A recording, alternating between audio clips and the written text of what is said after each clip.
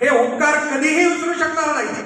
अरे तुमच्या आमच्या रक्ताने जरी धुतले पाय तरी त्यांचे उपकार भेटणार नाही. एवढे उपकार तुमच्या आमच्यावरती आहे. पण खंत एका गोष्टीची आहे की ते आपल्याला जाणवत नाही, पण आपण त्या गोष्टीला विसरत चाललेला. अरे आजच्या या स्पर्धात्मक युगामध्ये आज नवीन नवीन अशा स्वरूपाचे विज्ञान शोध लावत आहेत.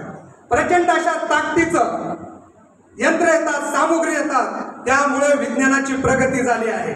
पण कळत नकळत या जगामध्ये वावरत असताना आपण सर्वच जण धास्तावलेला आहोत. कारण या ठिकाणी खऱ्या अर्थानं एकीकडे आपण ज्ञानाचा विस्फोट झालेला आहे, तर दुसऱ्या बाजूने खऱ्या अर्थानं किती बोलावं, कमी करू नका. दुसऱ्या